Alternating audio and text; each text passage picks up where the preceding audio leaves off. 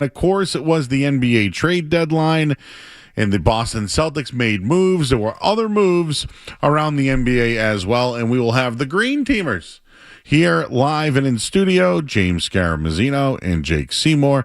And, of course, we are awaiting NFL Awards night. Will Drake May win the MVP of the league? Mike Vrabel, Coach of the Year. And we will wait to see if a Patriot will be enshrined or be announced a Hall of Famer. Hoping for Adam Vinatieri. We got you covered all night long until 10 o'clock. The phone number here is 617-779-0985. And our opening take is presented by Super Service Today. When your heat or hot water goes out, waiting isn't an option. Super Service Today's warehouse in Danvers, it's overstocked with water heaters, furnaces, boilers, and heat pumps. And they offer same-day replacement, whatever it takes, day or night, and always done right. Contact Super Service Today at superservicetoday.com. Opening take is, of course, the Patriots underdog role. The Patriots had the easiest schedule of all time this year, and you haven't heard the end of it. And I know that it's okay. It's okay. You're defensive about it, peep guys. You're defensive. Don't be. Don't be defensive about the easiest schedule of all time. You've sucked for the last couple of years. So it's okay. The Patriots had an easy regular season schedule. Everybody that they went up against, they beat. They have beat 17 teams out of the 32 this year. That's a pretty good job. And now they're in the Super Bowl. Now they just got to beat another one. That's 18. That's it. That's all they got to do. Easiest schedule of all time. Doesn't matter to me. They're here. This is how they got here. Yep, they might have been lucky. They got Bo Nix out and played a backup. They played the Texans without Nico Collins, right? They got the Chargers when they didn't have their offensive line. Like, it's fine. It's okay to admit that. All that matters is they're in the Super Bowl and they have a chance to win the thing. But here's where I was going with it. I'm looking at a lot of the odds lately, guys, and we're going to do a lot of betting stuff. I know there's people, I'm sick of the betting. No, this is what you're going to do. There's going to be squares everywhere and betting and all that. But the Patriots are just the fourth team in the last 50 years to reach the Super Bowl after opening at 80 to 1 odds or longer. Okay? And the teams that reached the Super Bowl, the Falcons in 2016, the Bengals were 150 to 1, that Joe Burrow team in 2021, and the 1999 Rams. Of those three teams, only the 99 Rams went on to win it all. Well, now the Patriots have something to do. They're 80 to 1 odds. And other teams with the easiest schedules of all time either didn't make the playoffs or they lost in the first round.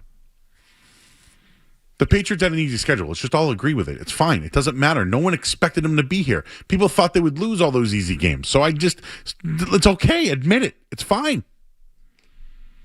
But the Patriots have a chance to do something that's never been done. Never been done.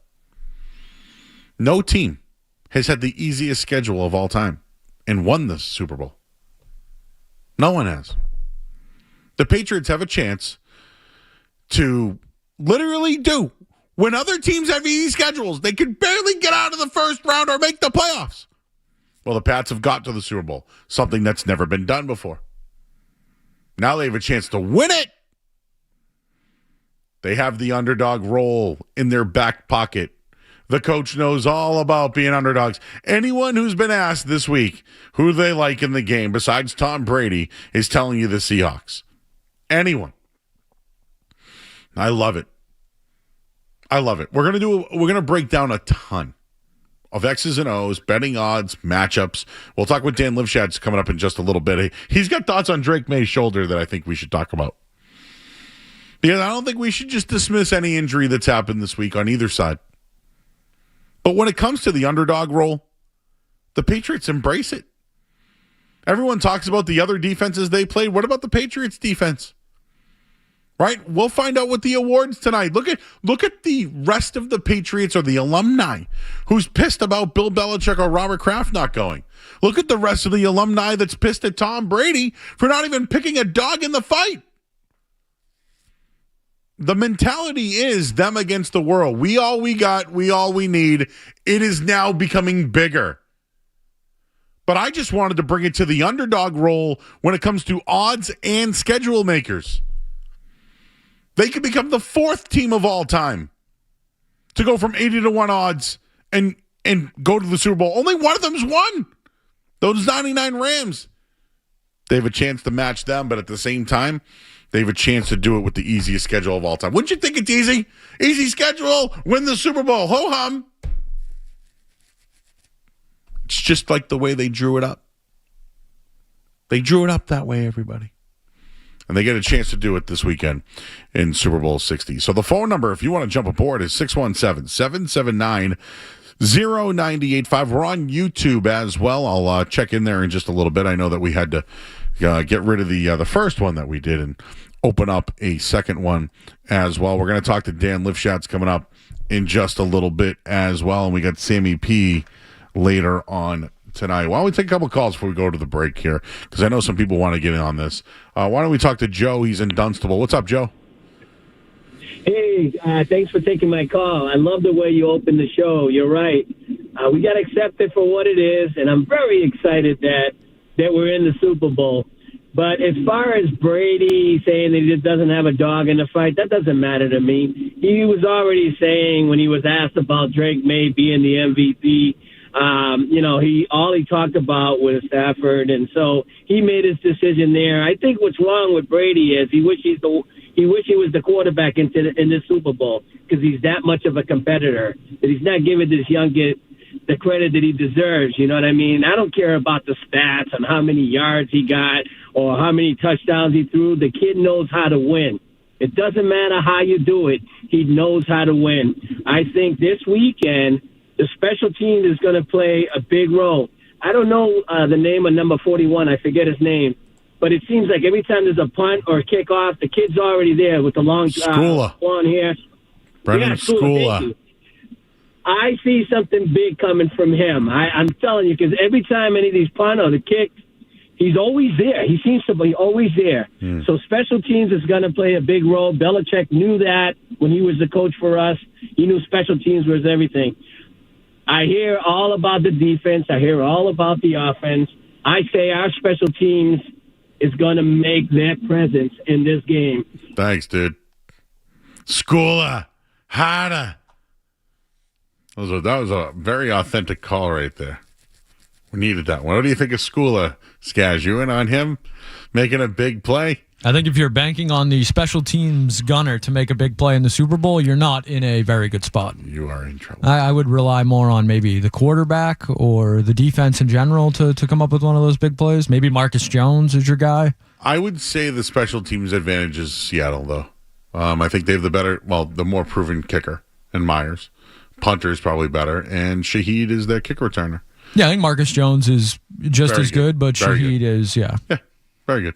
All right, we got Austin in the car. Hey, Austin. Hey, I got a question. I can't help but think back when Brady and Garoppolo kind of had a rub between each other. You know, he was kind of jealous, and then when he got traded to the 49ers, he was all happy and everything. Do you think there's any chance that Brady has sour grapes and Drake May might surpass him? Sure. I do. Sure.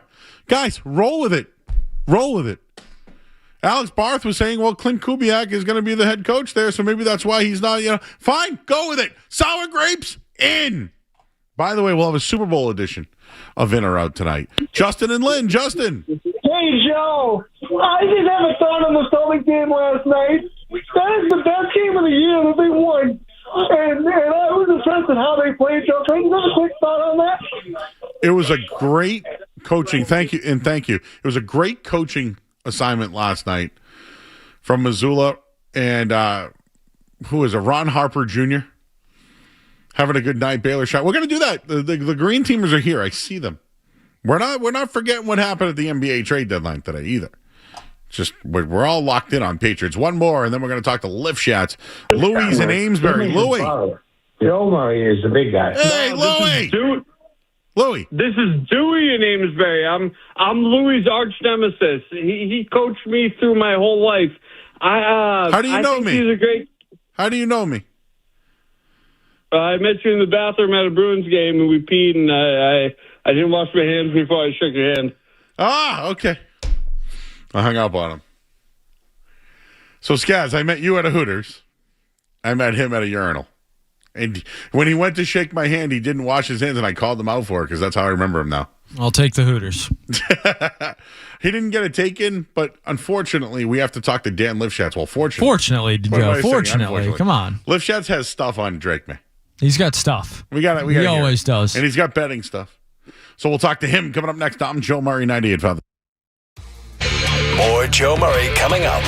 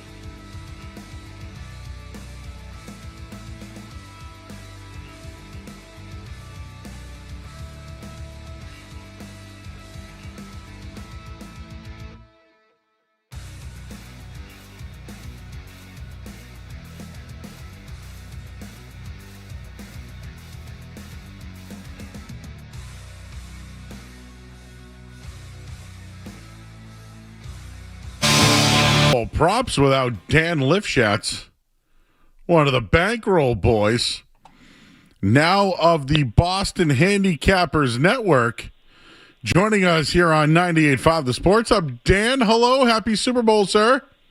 Happy Super Bowl week to you too, Joe. How you doing? Well, we saw you in passing this week.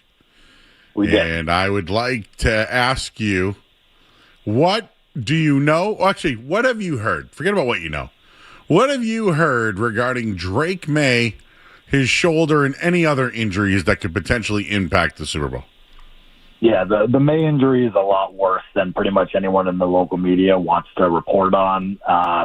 For whatever reason, I couldn't tell you why it is, but it's a lot worse. I've heard it's going to be not necessarily a deep ball issue, but more of a pain tolerance issue. And, you know, unfortunately, I do think the zip on the ball is going to be a little bit of an issue, you know, in those situations. And I think we've seen that reflected in the interception prop. I mean, May's interception prop opened around -110, -115 across the market. We're seeing some places up to -155, -160 today, -165. And again, people are going to say, well, why don't they move the line? Well, this is the largest bet game of the year. Books are not going to want to middle themselves in a potential situation. So if they move the line, 1.5 to 6 and it lands 5, books are going to, want to jump off the proverbial bridge if that happens. Now, it's a smaller chance, of course, but there's still absolutely no reason to do that based upon injury and instead of money movement. And so, unfortunately, because of that's kind of where we are here, Joe. They're not going to move the number based upon the injury, but they will move props lines such as, these type of things, especially because the sharper players are going to be betting on information, and that's kind of what's been happening. We've seen the passing yard number come down, the attempt number come down, the interception number go up. I mean, that's kind of to be expected in this situation. Yeah, I think that defenses have something to do with it, weather has something to do with it, but as far as throwing with authority, we didn't see much of it. At least in the last game, you saw the flea flicker, but I'm going to keep an eye on it, Dan. I think we all will be. But he says he's great and he's good to go today, and maybe it is worse than what we've heard. What I wanted to ask you here, Dan, is what are your thoughts on Seattle?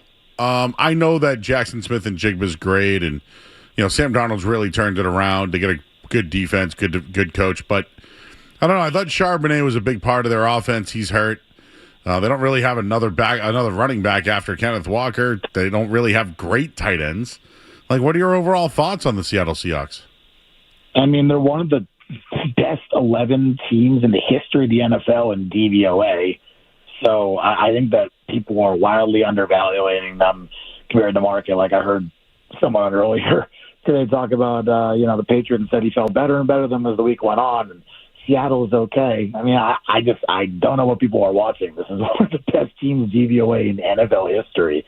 This is a very, very, very good team. And, I understand the Charbonnet injury can certainly cause an issue in pass protection, but he was one of the worst efficiency running backs in the entire NFL. I'm not really sure where people are, getting all up in arms about Zach Charbonnet. He was terrible. In fact, there's a lot of people who are calling for him to be benched and, basically not get any snaps throughout the season. So it was kind of an interesting situation to see that play out. I like the fact that Kenneth Walker, has been getting a large majority of the snaps. I thought he was fantastic in that Rams game and a big reason that they won. And I think that's going to kind of continue.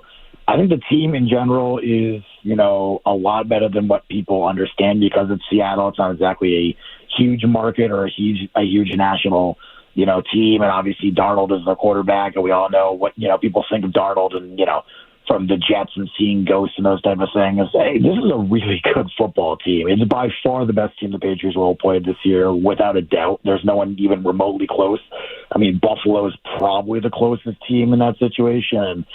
I think Buffalo would be a 2.5-point dog minimum, if not high, if not more. I mean, probably more like 3 minimum on a neutral to this team. And I honestly think that probably gets back to 3.5, 4 pretty quick as well. So I think this is a really good football team. They are susceptible in some places. If you take away JSN, which no one has been able to do this year, their secondary targets are not nearly as good. You're going to see a lot of Cooper Kupp if that happens to be the case, and maybe some AJ Barner there. But they did add Rashid Shaheed, who was explosive, had that 50-yard catch a couple weeks ago. Or I guess, against the Rams a couple weeks ago now because it's, basically 2 weeks later. So I think offensively they're fantastic. I've heard the Eamon injury is minor. I know he's been limping, but basically the limp looked much better today, and they're fully expecting him to be 100 or close to 100% by Sunday. I mean, I'm sure he won't be 100%, but yeah, I wouldn't be super worried about that. If you're a Seahawks backer, it's not exactly something I'd be concerned with. The way that they play, and I'm sure people have talked about this all week, they play a lot of cover 6, and that's obviously been the bugaboo against Drake May. They play the third most cover 6 in the league. They're going to play probably a lot more this week than they have throughout the season. So, look, I think if you're a Patriots fan, I think there's a number of things to be concerned about when it comes to Seattle. I think they have a great defense. I think the offense on the New England side and Josh McDaniels has looked horrendous the last 3 weeks. I think that's a very nice way to say it. Especially 2 weeks ago was just the worst I've seen them play all season. And again, if they play that type of game, I think they're going to get blown out. So I don't foresee that happening, but I would just say I'd worry a little bit about this team. This is by far the best team they will play all year. All right, Dan Lipschutz, what do you got for some props? I know you say don't do the heads and tails and all that stuff, but anything, and I know that we can direct people over to the podcast as well, but anything you want to tease or give out on our show tonight that you might be, or something you might still be looking at when it comes to prop bets? Sure, yeah. I mean, again, it's your money. You do whatever you want to do with it. I highly suggest you don't bet heads and tails. Like there's no information, there's no edge. You're literally just flipping a coin there. So, I mean, again, if you want to have fun with it, be my guest. That's totally fine. But as long as you understand you're likely going to lose money if you continue to bet that way, that's fine. If you're looking for things with an edge, and again, you're going to have to search around because in some places they're going to be available at legal books, some places they're going to be available at offshore books or local books. You have to kind of search around. But a couple of things that I bet this week that I think are priced at least a little bit lower than what I think is probably what should be priced in market.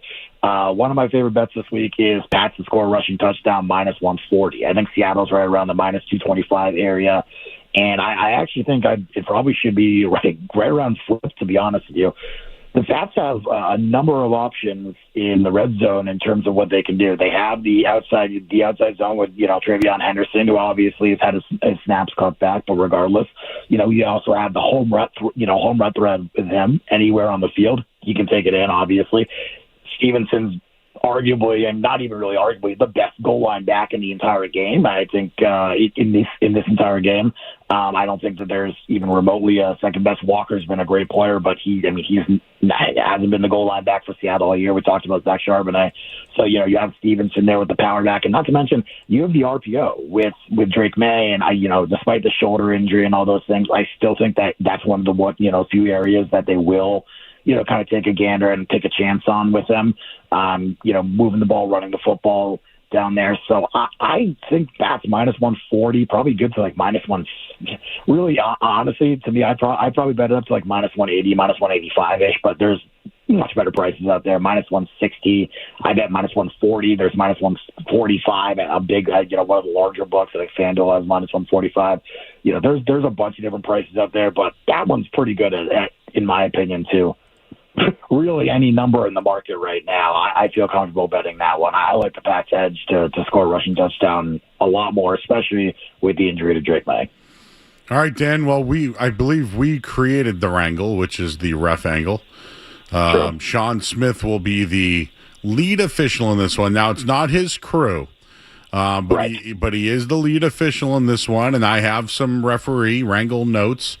For the Patriots this year, he went 4-4 and 1-0 in the postseason. For Seattle, with Mr. Smith, 6-4, 1-0 in the postseason. Do you put anything into the wrangle in this game? Not a ton. I think because of the fact it's not his crew, I wouldn't put a ton of stock into it. I do think it's obviously something worthy to note, but I don't think it's a major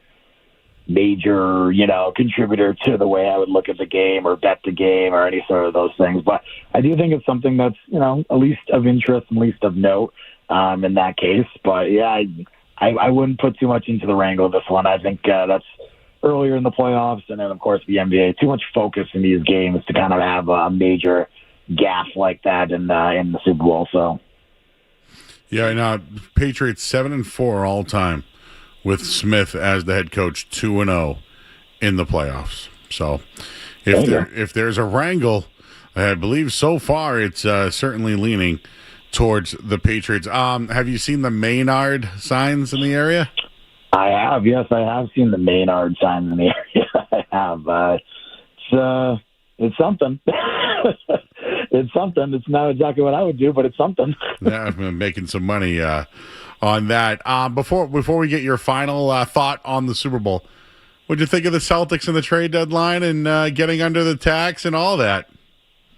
Yeah, I mean, I didn't love the Vucevic trade. I think it's it's not terrible or anything. I'm not like crushing Brad for it. It's just not one of my favorite trades of his all time. I think that he has been able to find and find some diamonds in the rough here and there. And I think Vucevic is a nice player, but defensively he's been a bit of a disaster, especially in the pick and roll. So that is a little bit concerning. I did like what they did today. I mean, again, if you're not going to go for it and you're not going to be able to acquire, a player of, a certain status, I think, getting under the tax and you have to be, you don't have to reset the tax, you have to be under for 2 years. I don't love that aspect if that's their plan moving forward, but I'm okay with it, getting under the tax so they can do some things this summer, which would be interesting to me. So I liked what they did. I think Brad, people are saying they upgraded. I don't know about that. I think Simons was a little bit more important than people were kind of giving him credit for, but nonetheless, I was a fan of what they did overall, and hope it goes well. I don't have them winning the East, but I would love to be proven wrong, and hopefully Tatum comes back healthy. That's really honestly the most important thing for the season, making sure that Jason Tatum goes back and he looks good. All right, what are you thinking? So Dan, my thought is the Patriots were in every game this year. They never were blown out. They, every game was within a touchdown. And I just feel the same way. So, I still think the Patriots defense can hold Kenneth Walker down. So I still haven't come up with an actual result yet. And I know that you guys are doing the podcast. But right now, if it was just today you had to make a pick, which side would you be on? What dog do you have in the fight?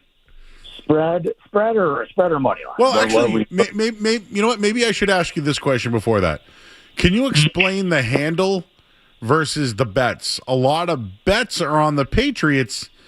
A lot of bets are on Seattle, but a lot of the handle is on the Patriots. Can you just explain the handle to bets and where the money is coming in from?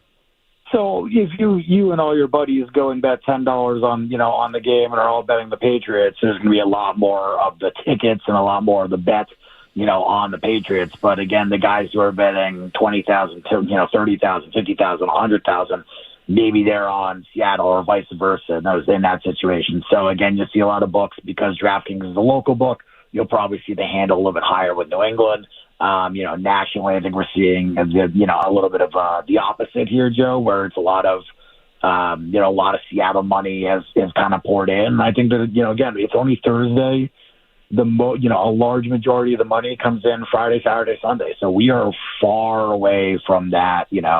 From having final numbers. I'll tell you, most of the books are probably going to need New England, with the exception of maybe DraftKings, because it is a Boston-based book. Yeah, I mean, most of the country and most of these books are probably going to need New England either outright. I think the outright this situation is probably going to be a little bit different because of the futures, and there's a lot of future bettors about the Patriots this year.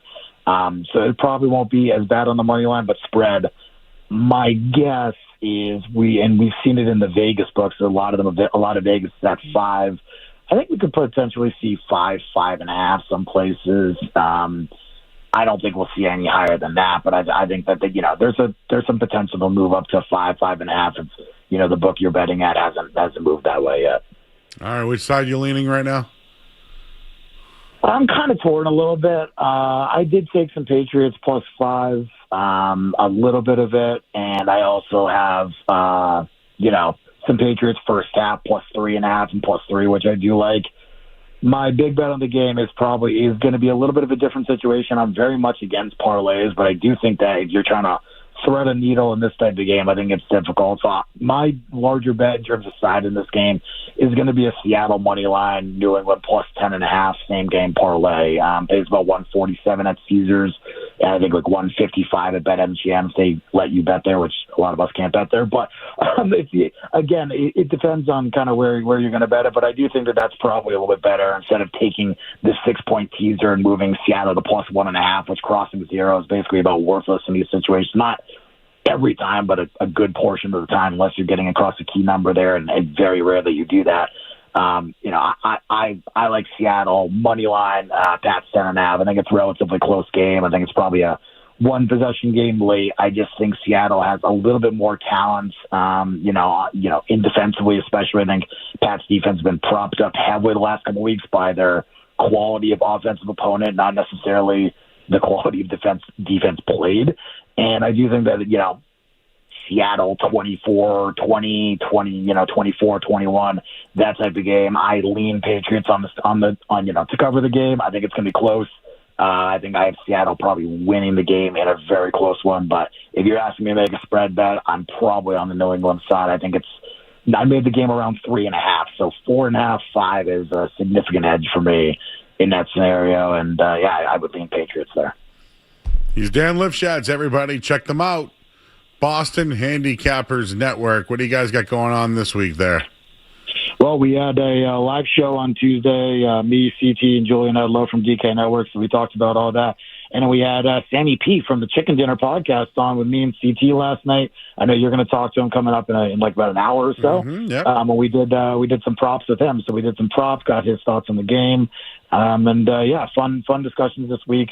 I think we're probably done for the week. Maybe we'll put out some props. I might put out a prop sheet this week. I thought I had decided last night, but I don't know if I'm going to have time to do it. I'm going to try. I do it every year, so I'm going to try and figure it out this year, but we'll see. But that's probably it. We're basically done. It's Thursday, man. We got all of our content out. Well, I'm not going to bet the doink or the fat guy touchdown or any of the that. numbers are terrible. You can't bet those anymore because the numbers are just horrendous now. Like I was hearing Hardy talking about like overtime and stuff the other day. Double overtime today. Just don't bet it. That you're absolutely making the worst bets possible in the market, because that 12-1 number or whatever it is for overtime, that number should be more like 20-1. So you're immediately making a losing bet off the top. Now, if it wins, that's great. But again, like it's a losing bet off the top. Same thing with like non-quarterback to throw a touchdown pass, Joe. It's the one I had a couple of years ago, 35-1, and then 33-1 the next year. That's 11-1 now. Like, if there's just you can't bet that. It's just the value's gone. Don't make stupid bets just because you see big numbers in front of them. The reality is you're betting terrible percentages. So that would be my advice to people. Don't bet that way. He's Dan Lifshats, everybody. Check him out. Boston Handicappers Network. Can't have the Super Bowl without Dan Lifshats. Dan, appreciate your time, bud. We'll catch up soon. Appreciate it, Joe. I'll talk to you soon. All righty. It's got those Maynard. The town of Maynard is putting out all those Maye, Maynard. Get it? We'll have more. I see you guys lined up on the phone lines. We got the NBA trade deadline today. The Green Teamers are here. We're awaiting the awards, NFL awards tonight. Who's getting the MVP and the call to the Hall? We'll do all that. We got Sammy P an hour from now from Chicken Dinner as well, Fox Sports. We'll take a quick break. We'll hit the headline. I'm Joe Murray, 98.5 The Sports Hub.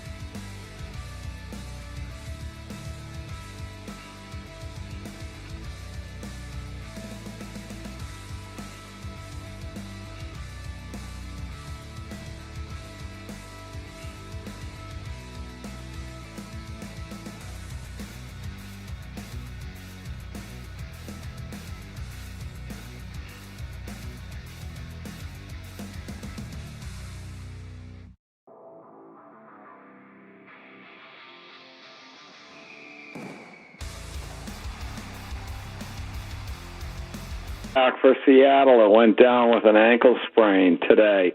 That's a huge deal. He might be their best defensive player, and I've had a zillion ankle sprains over the years playing softball and tennis. You don't get over an ankle sprain for 2 weeks, and if you play on it, you'll just sprain it again. Correct. So I think I know what the Seattle coach is saying. He's fine and all that. That's a lot of BS. That's going to be a problem for them. I think then so, the second thing I just wanted to mention is hats off to the Kraft family, because 2 years ago, I thought those guys had mismanaged everything for 4 years. And, you know, it was strike one with Belichick, strike two with May. The next pitch was coming up, and they hit the ball out of the park. I didn't think they could do it, but they did. So hats off to the Kraft family. Hats off to the Krafts. Thanks, Paul and Falmouth. Yeah, listen, everyone deserves their flowers for where they are this year. Nobody thought it. The Eamon worry, though, he's going to play. He'll be out there. I think it will affect him late in the game. And I think that Josh McDaniels knows that. I'll bring up Cam Chancellor in the 14 Super Bowl. There was a one-on-one. Rob Gronkowski, Chancellor, down the sideline, boom, touchdown. Watch for it. See, the guys I'd watch for are Hunter Henry, Demario Douglas, and Stephon Diggs. Those are the three guys I would look at. If they're going to attack him and worry his ankle, those would be my guys. Brian's in the truck. Brian, hey, Joe. How you doing? Good evening. Hope you're doing well. Thanks, bud. Hey, just wanted to comment quickly on Drake May. Been seeing a lot of clips of him, approaching the media night in, night out. I've just noticed, man, that right shoulder is not swinging the way that left shoulder is. I don't know if it's just the natural way he walks or what, but I'll tell you what, I've been watching clips of him walking up to the podium, facing the media, and like I said just previously there, the right shoulder is not swinging like the left shoulder. I hope he's all right, Joe, but just wanted to hear the thoughts on your end, and by the way, love the show, tune in every night, really lifts me up, so I appreciate it. Appreciate you, Brian. Thanks for the kind words. Lift Shots is worried too. All I got, I don't have sources. I've asked a few people, and this was before we found out he had a shoulder injury, that he was dealing with something like his arm, dead arm, something to that degree. But then they put it as a shoulder. So we'll find out. I think he'll be out there. I think he'll be good to go. We'll find out. He sails passes when he's too high, and he shorts them when he has a shoulder issue.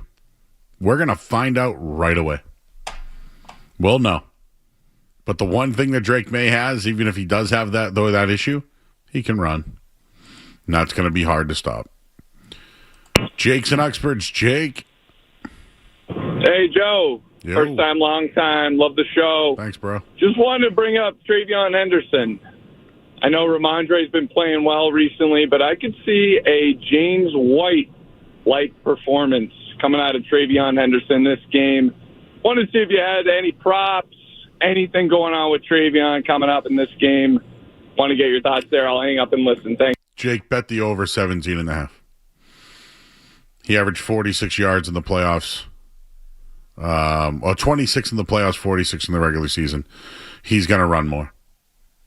And I was telling Skaz this the other night, but if you watch the videos, he's just missing the holes. And what I mean by missing the holes is he's got to ride the hole with his shoulder. Ride that out, then kick it. He hits the hole, he kicks outside. The defenders know how to, I'd go over 17.5 rushing. Over. Dan's in Maine. Dan. Joe, first time, long time. Love the show. Thanks, buddy. But I got to ask, why is no one talking about what Drake May's played through? And I'm not talking about the elite defenses via Houston or Denver. In Houston, it was a snowstorm. Denver, away in a blizzard. Mm-hmm. And of course, his numbers are down in the postseason. He's playing through hell. He's battled the greatest defense there has been all postseason, and that is Mother Nature. Correct. So I think he has a big game come this Sunday, and I put no stock in the shoulder, contrary to what your boy Dan said and the other caller. Dan, just real quick.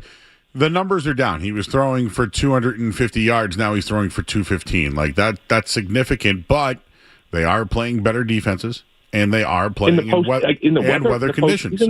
Exactly. No. I'm saying to you, Dan, that I do think that the weather and the defenses are the reasons why the number's down. It could also be that his shoulder is hurt. I mean, look where he's throwing it. He's throwing it to literally. Are we dismissing the numbers being decreased to have nothing to do with the shoulder? I think it's inflated. I think that's all we talked about for 2 weeks. But are you dismissing it though?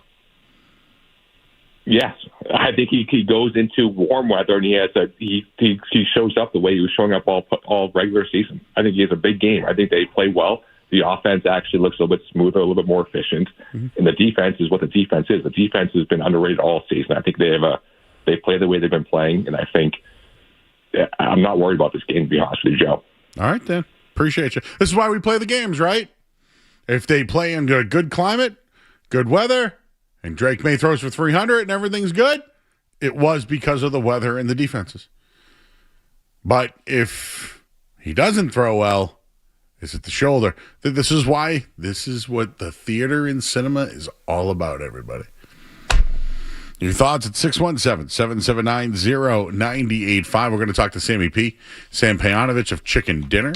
He's of Fox Sports. I think he was on with Dan Patrick today, if I'm not mistaken.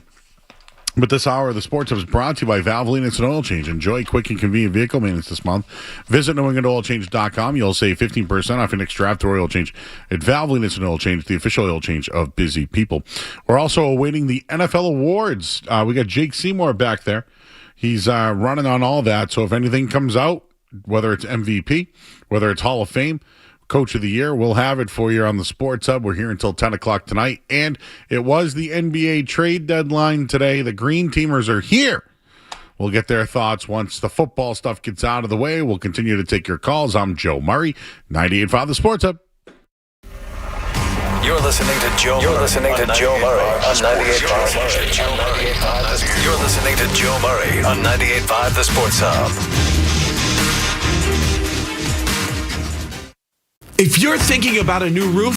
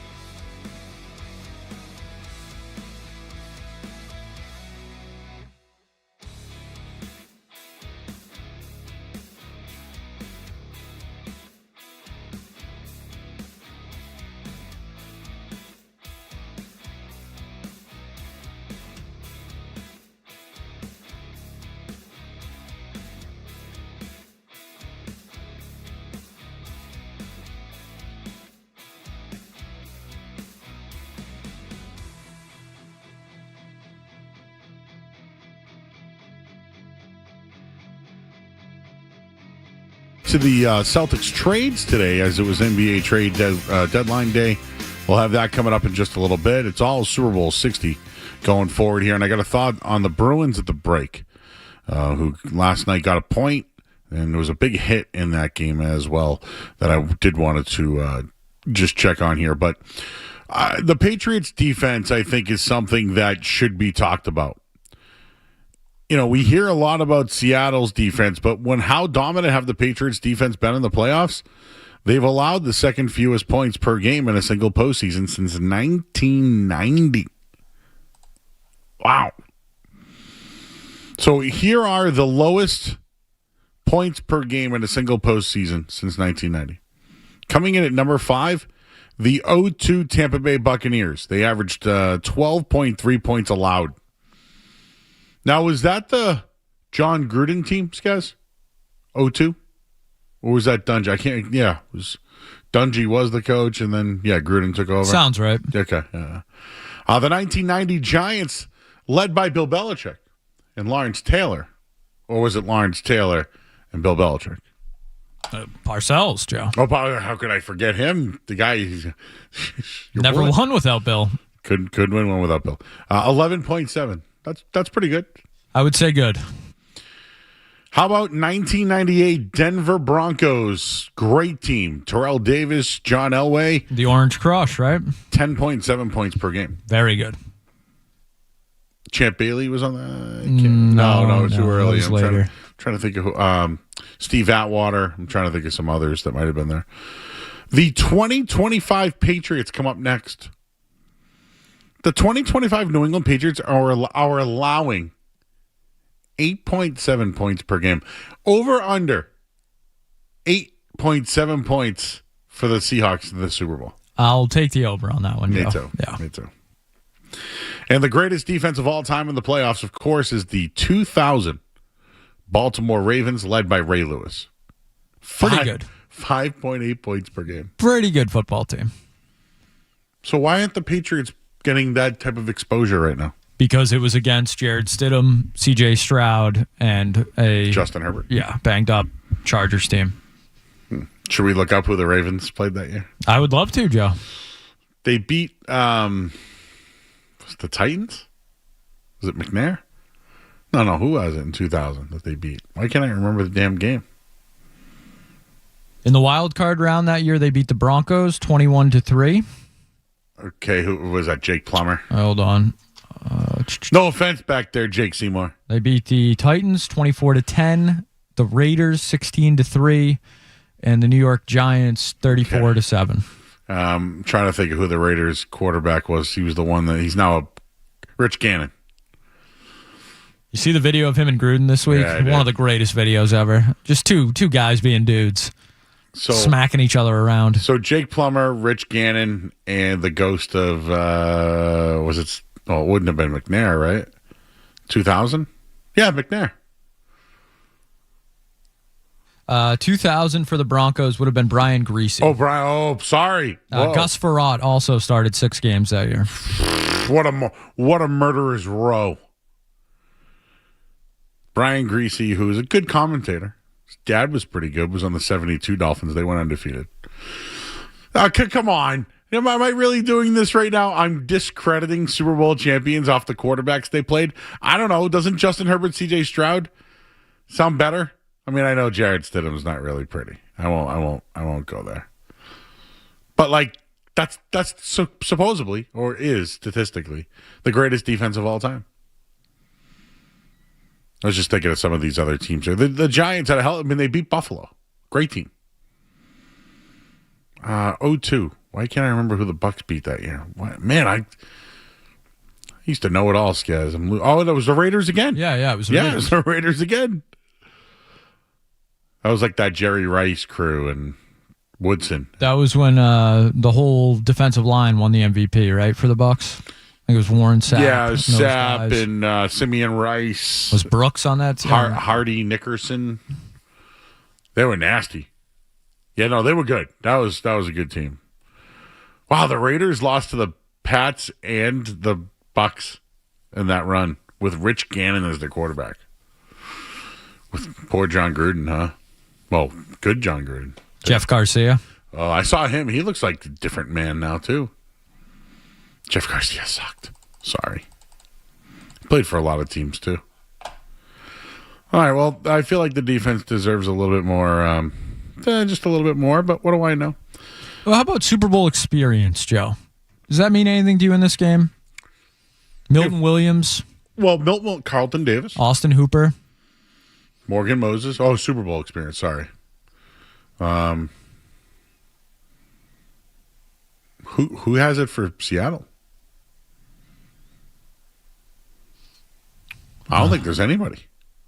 Mac Hollins has Super Bowl experience. For the Eagles, his rookie year, I believe.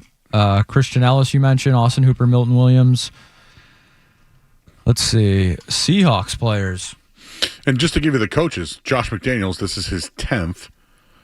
Mike Vrabel played in multiple Super Bowls. Did Ben McAdoo? Cooper Kupp. Oh, that's right. He's a Super Bowl champion. Cam Akers might be on that team. I don't know. I don't think so, though. I don't know why that showed up. Remember when everyone wanted Cooper Kupp and he went to Seattle instead? How'd that work out? I think Stephon Diggs worked out fine. I think that would work. I think all the people that we wanted, because I was one of them. When I say we, the guy that was yelling about the Patriots not signing anybody in free agency. When they signed, I will tell you this. Now, it wasn't Kevin Garnett, I remember finding out about you. Wasn't that. But when the Patriots signed Stephon Diggs, I was in. Now, what was the original talk? What about the ACL? Is this the only way they can get guys? Can he fit in? Is he going to be a malcontent? The pink bag of drugs, remember? Right off the bat. I remember. It was a banger. Pink bag of drugs. Oh, I can't even remember the words for the rest of it.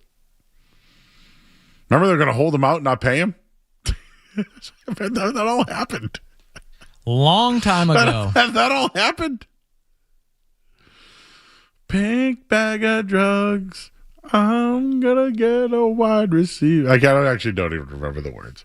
Wow, things were so long ago, man. And here they are in the Super Bowl. Your thoughts, 617-779-0985. Sean's in Leominster. Sean. Hey, what's up, Joe? What's up? Yeah, hey, listen, I just wanted to call in and tell a quick little story about Travion Henderson. I grew up with him, and I worked with his dad, and I was in the car with him when Ryan Day called from Ohio State, and man, that was a pretty cool conversation, and he invited him up there, and I was gonna go with him to the touring and stuff, but I didn't go. But yeah, it's just a cool story, and he was just won 2 championships in high school, and kid was the fastest kid in Virginia, I believe, at the time, and just a really great kid, man. He got straight A's, and I'm really proud of him. Really happy for him that he's all the success that he's had. That's all. I just wanted to mention that to you guys. Cool little story. Well, we love stories, Sean. Thank you. You like stories, guys? Yeah, sometimes. He's a good kid, from what I heard. Yeah, sure. Loves God. Sean in Leominster said so. So actually, it's funny, over at the Big Night Studios where Card Vault is, he went and met the guys there. Not the Card Vault guys, but there was someone doing a podcast, and it was a very spiritual guy. Like, thanks God, talks about giving back, and I just didn't realize how spiritual he was. Nothing wrong with that. Guy takes a lot of pride in his beliefs and religion. He really spoke well. If you ever go search it, I'm sure you can find it somewhere. Paul is in Rhode Island. What's up, Paul? Hey, Joe. Thank you for honoring my phone call. I know you have your favorites, but I can be your favorites. Let me just say that, I think this is going to go in overtime. And it's pretty degrading what they did to Kraft and Belichick. But most of all, as far as the game, we have a chance to win a Super Bowl for revenge of those 50 maggots that voted Belichick and Kraft out.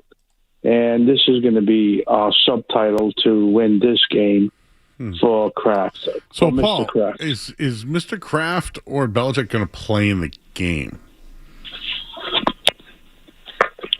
Joe. Yeah. There's a reason why the 60% haters hate us. there's a song out there that's called "Why Can't I Be You?" Okay, by The Cure. Or should I look it up? The Cure. You got that back there, Skaz? Yeah. Okay. Let me tell you something. Yeah. Let me tell you. I hope this doesn't happen to Brady. 2 years from now. Mm-hmm. And I'm going to defend Brady right now, this minute, this hour, because he's in a neutral position. He has to hire or wants to hire the OC from Seattle, and his position in Fox is that's a lot of money, and he's never called the Patriots game. But Joe, we're bashing the guy for no reason. But I'm going to tell you something. As usual, I put my foot down, and this Super Bowl is going to go to the Patriots in overtime. Okay. All right, Paul, put your foot down, baby.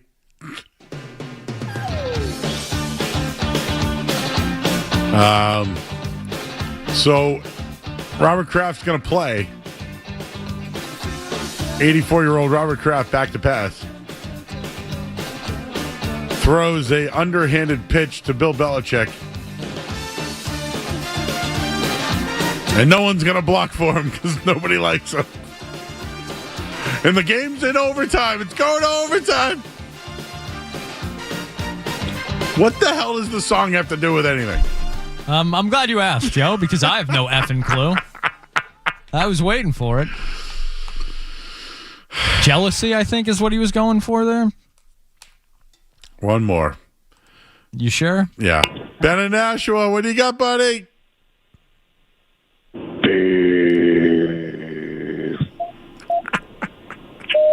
Is that what you're going to eat for the Super Bowl, Ben? Yeah, so what's your Super Bowl food that you got to have? Wings? Wings. Beef? Wings. Wings and beef. Yes, wings and beef. Nice. Thanks, Ben. Right, you got a prediction? Yeah, Patriots 28, Seahawks 21. Thanks, buddy. Appreciate you. Ben's the one who calls it all the time and just yells beef. Who we've met at Augustus. Speaking of that, one more time, just wanted to thank our friends, our lovely friends. And I don't know what's going on with this computer tonight. It's been acting up on me. But dinner tonight has been provided by Frank Pepe's Pizzeria Napolitana. The original New Haven. Think of Neil, Joe. Yeah. Neil, how do I say Neil's last name? Napolitana.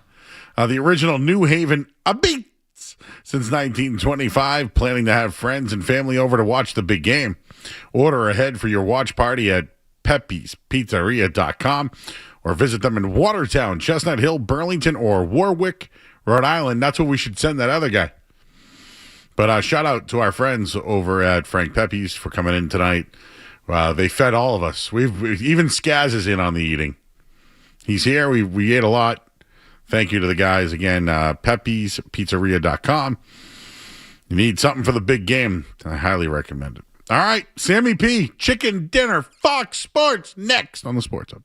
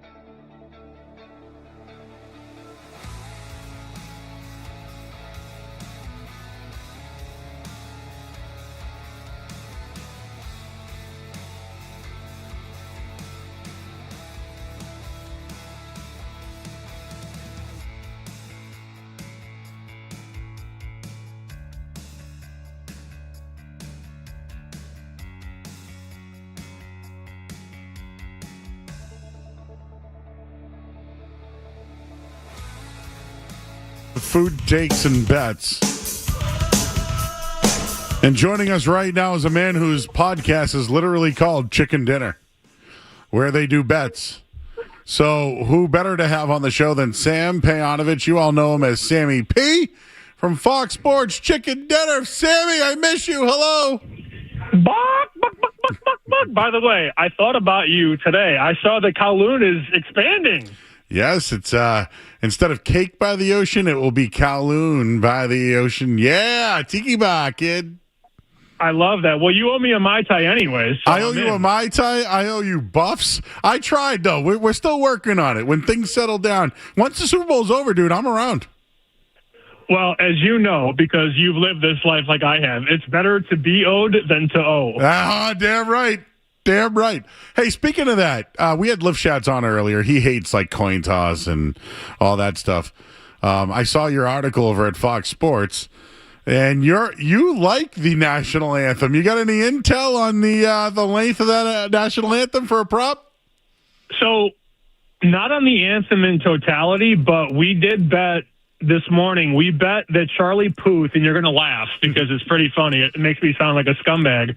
But we bet on Charlie Puth holding the word brave over 3.5 seconds. This is a bet that you cannot make. You can't make it at DraftKings or whatever. You got to make it with your local or offshore or whatever. But I was told that he's going to step on the word brave. So when you hear that, I mean, you think, what, 5-6 seconds? And that word, there are two words, Joe, that dictate the length of the anthem, free and brave. I've been told that he's going to hammer brave. So, yeah, we bet over 3.5. I know the market is now 4.5 now. I don't love it as much because, as you know, every second counts. But over 3.5 is a great bet. Over 4.5 is a good bet on Charlie Puth brave. Love that. Sammy, you're a good guy to ask this question to. You talk to a lot of people. You're in the trenches. You're people all over the United States and with no biases or even from here or elsewhere. But when it comes to Super Bowl betting or even props in general, even the spreads, totals, how much do you go by information you've heard to your own judgment and just the lines themselves? Well, the player stuff is all handicap or it's taking advantage of a good number. But the exotic stuff, the Gatorade, the national anthem, the halftime show, that's all information-based. And, it's funny, we're talking on a Thursday night. Friday's a big day for this because they do the rehearsals. Like, we're going to know exactly how long the anthem is tomorrow. That's going to come out tomorrow. It'll get leaked. We're going to find out the set list for Bad Bunny. Don't ask him what he's playing because I don't know yet. I have nothing on Bad Bunny. I can tell you this, though, because I know there's a lot of degenerates like us listening. Somehow, some way, somebody bet Blue Gatorade big today. Offshore. They bet it at Pinnacle, and they took like plus 280 and knocked it down to plus 130.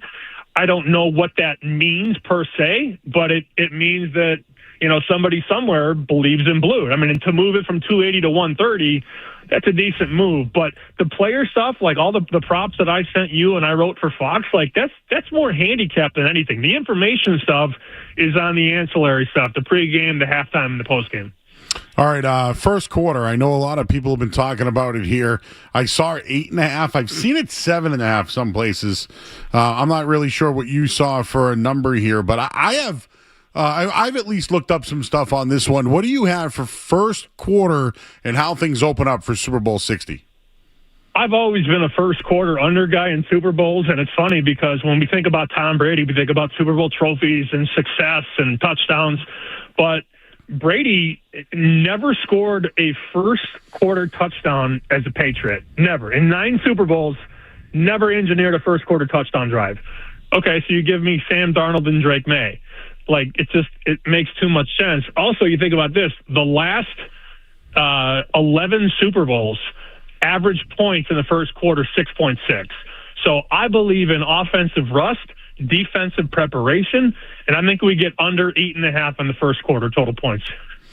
So I saw something where regular season games, Seattle has struggled to even score a touchdown in the first half of the regular season. They did one against Tennessee, which was just weeks back. So to me, like I agree with you on the under, but what about just the first half? Like, by the way, Sammy, I'm taking the over. I'm on over 45.5. You have two quarterbacks who throw the most turnovers in the league. So for me, I'm going over just for that simple fact in this game. So what you could do is you could do first half under, full game over. Boom. That's a scenario. Yeah, I mean, that kind of builds up your price. Look, I think my biggest concern, and, I've been listening to your station for a couple of weeks now, and it's a very polarizing topic, the right shoulder of Drake May. I don't know what to believe. When there are two extreme outcomes, I sort of tend to drift toward the middle. So I don't think Drake is going to be able to throw 50-yard passes with accuracy. So I think that's not a bad idea, And then the good thing about the second half over is you build in the overtime. So if it's like, I don't know, 10-7 or 13-10 at half, and then we get an explosion in the second half, and then you get, hey, God forbid it goes to overtime 20-20, we're going to get over. So I think if you're going to like the full game over, I would suggest a first half under and a full game over. There's one that you have that I am completely with you on, and whenever I talk to anybody about Drake May and that shoulder, everyone says, well, he can run the football, right? Dude, you're right, man. I saw you write this over at Fox Sports. Go over and check out Sammy's work. I'll post it in just a minute here. Normally, those numbers are 25, 26, 27, right? Normally in that range. It's now 37. Oh, almost 37 and a half. Like the prop's a little crazy right now. Well, here's what happened. In the last 3 games, Drake had a 65-yard game and a 66-yard game, right? So, okay, well, if he had 60 twice, he's going to get at least 40. That's how people think. But, we ignore the game against Houston when he had 10. Nobody wants to talk about that. But my indication is if he's actually hobbled, he ain't running up the middle. He's not trying to get that shoulder hit again. But more than anything else, I'm a numbers guy. I like to buy low and sell high. This opened at 28.5. Now it's 37.5. So it's moved 9 yards already.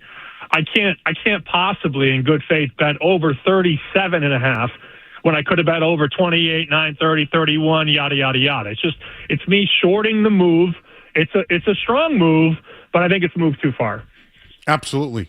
And I know people are going to be on the over on that one. I think it's too high. And when it's too high, even last week or 2 weeks ago in the AFC Championship game, I still thought I bet over 3.5, and I lost by the hook. I still thought it was too high.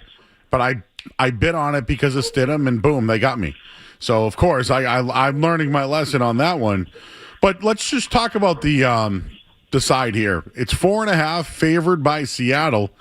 Do you think that number's right? It went up, right? Was 3.5, went to 4.5, was at 5 at some points. Now it's just been hard 4.5. Do you see that line moving? And do you think it's too many points considering the Patriots have been in every game this year? Well, I can tell you this: the Patriots in 20 games, they've covered 15 of them, so they're 15-5 ATS. That's really good. They've also only been dogs. When you think about how many games they've covered, of those 20 games, they've only been dogs, Joe, in 6. So you're getting a very good cover team as a dog, a role that they've excelled in. 4-2 as a dog, ATS. Not that that's a big sample size. The line, as you said, open 3.5, got bet up 4, 4.5, 5, 5.5. And then when it hit 5.5 in Vegas, it was a firing squad on New England. Like they bet 5.5 like crazy. Then they bet some 5. So that explains kind of the move. Like wise guys laid 3.5 and 4. Wise guys also took 5.5 and 5. Now you can still take a 5 at a couple places. Fox asked us to predict the game, and I wrote 23-20 Seattle. Look, if New England wins, I'll be fine. Like I don't have anything Seattle. I don't have a future. I don't have the money line. I could care less.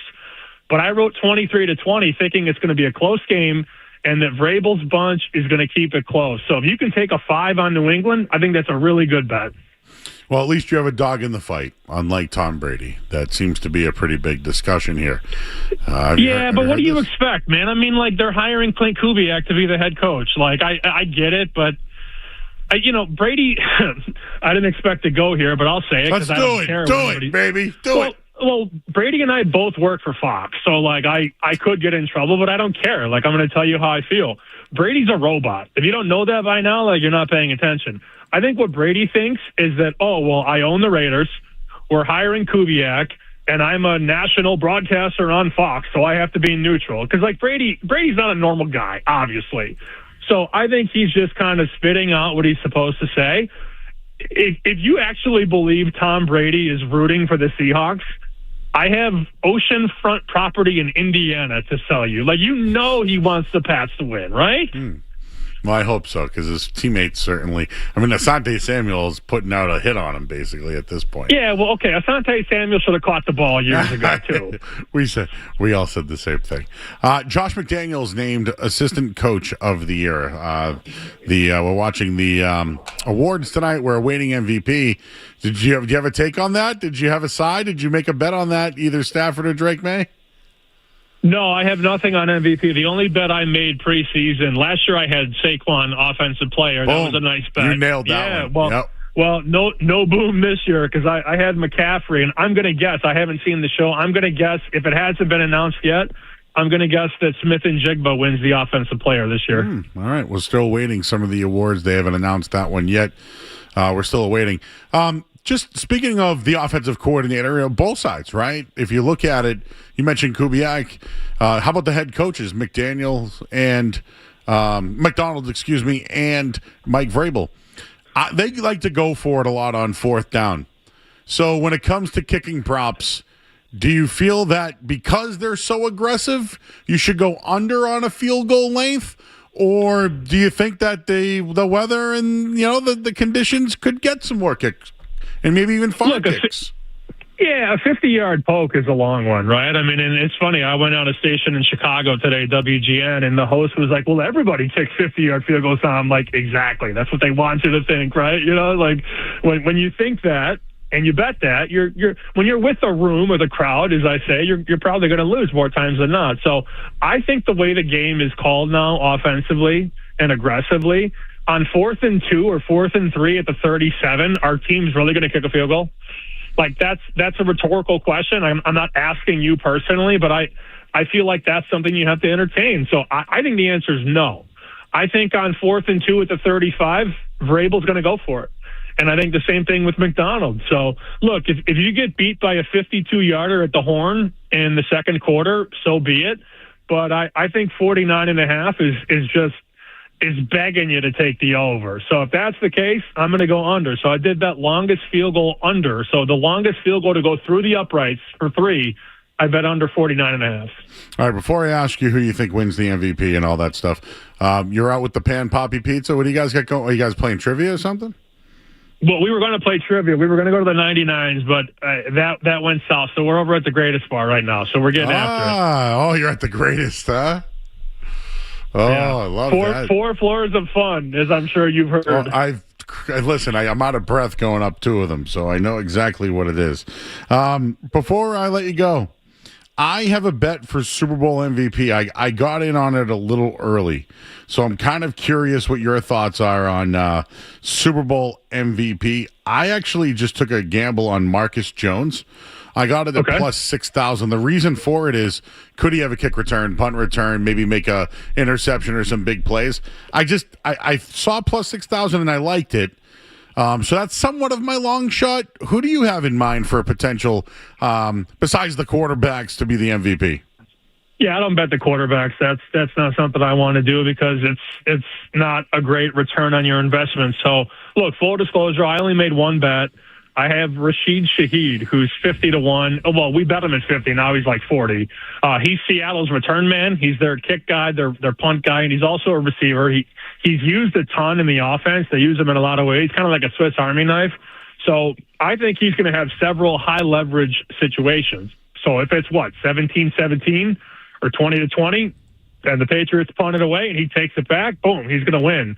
But look, I'd be lying if I said I didn't think about New England. The 2 guys I thought about on the Patriots were Christian Gonzalez at 100-1 and Milton Williams at 150. Wow. Like those, if I was going to bet a Patriot, I would take a defensive player. That said, the only bet I made in the market was on Rashid Shaheed at 50-1. Good one. So a lot going on. The Bears were pretty good this year, huh? I think they had a good season despite the end of their year. Yeah, I like my quarterbacks to not paint their fingernails, though, you know? That still bothers you, huh? He was pretty good. He threw that Hail Mary. Yeah, I'm a Southside Chicago guy. What do you expect? So, you know what I had recently that I wanted to talk to you about? I had a thin crust Chicago style. Dude, it's like eating a cracker with cheese and sauce. It's amazing. I had a local one here, but is it that good out there? Well, it's the way to do it. And you and I have talked about pizzerias before, and I'm not going to spread my hot fire on the air here, but I think the best way to eat a Chicago pizza, a lot of people go to Chicago and they're like, let me get the deep dish. And that's for tourists, right? And graduation parties. What you want, if you want a thin crust pizza in Chicago, here's my adjective. It's spongy. It kind of fights you back a little bit, right? Like that's what you want. And then there's like a well done crust. So you get the sponge from the cheese and the toppings, but the crunch from the crust. So when you and I are in Chicago, whether it's this summer or next, going to a game at Wrigley, we'll take you to the spot Phil's on 35th Street. That is the best thin crust in the entire city. I can't wait. There's a place called Blue Square out here that I'll have to pick it up someday. Street Team Joe brought it one night, and I ate the entire thing. So it's really good. All right, Sammy. Well, anything else going on, bro? No, I just miss you. Mostly I miss Skaz. So I'm with the Poppy, and Poppy said we should come through, bring some pizzas in March. So listen, this is what we're thinking. First Thursday or Friday, March Madness, or we can do the play-in games on Tuesday or on the Tuesday or Wednesday. Yeah, I'll be in Vegas the first 2 days. So I'll be there Thursday, Friday. So please, Tuesday or Wednesday. All right. We're locking that in. Probably Tuesday. I'm going to lock it in right now. I'll get Skaz on it. We'll have our intern send you an invite to lock it in with your secretary, and we'll have it done, and we'll do some buff soon because I need to go there. Awesome, buddy. Hey, love you, love your show, and I'll catch up with you soon. All right, Sammy. Appreciate your time, buddy. He's Sam Pejanovich, everybody. Sammy P. Check out Chicken Dinner. It's a hell of a podcast. Sammy's one of the best in the business, guys. Formerly of Nesson, wherever the hell he was that he couldn't go on the air. Now he can. Where was that place? I forget now. I bet you he does, too. You ever done the 4 floors at the Greatest Bars, guys? Back in the day. Yeah, exactly. Yeah, Me too. Me too. Back in the day, that was the spot. Too old for that now. So what day? What is? Can we look that up? Do we know the date of? What day is Selection Sunday? I'm gonna say like March 28th. Oh no. Be like March 14th, right? March 15th. The Ides of March, Joe. 15. Okay, so then 15, 16, 17. Is that the day that we're circling here? I'm out of here the 18th. See you later. So you're out the 18th too? I'm out the rest of the week after the 17th. What's going on? Going down to New Orleans, play some golf. Oh, God. TPC, Louisiana. The Ruby Slipper, man. I'll be there. They got the great Don't biscuits and grits and man. Little golf trip, little bachelor party, Cochon's, great food. Oh, God. Should I take that week off too now? Come on down, Joe. We got plenty of room. Come on down. Get some beignets. Oh, yeah. Because Sammy goes to Vegas. Maybe we can meet halfway in New Orleans and then we'll just go right out there. All right, we got to hit the break. I'm Joe Murray, listening to 98.5 The Sport.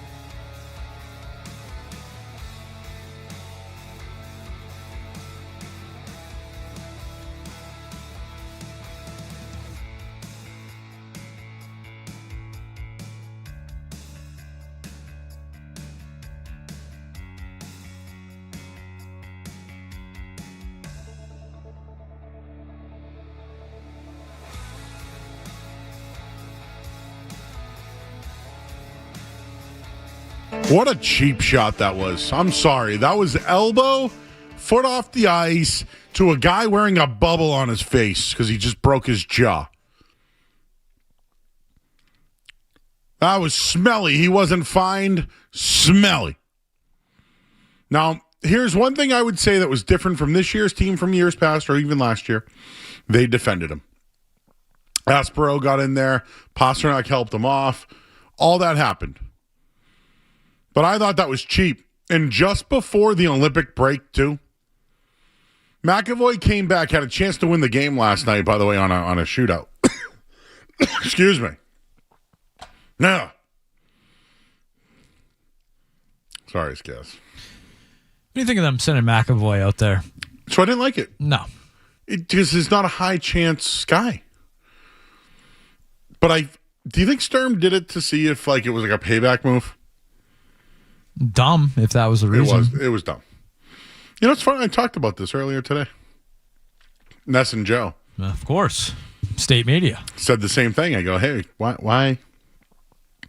But, they're on pace for 99 points.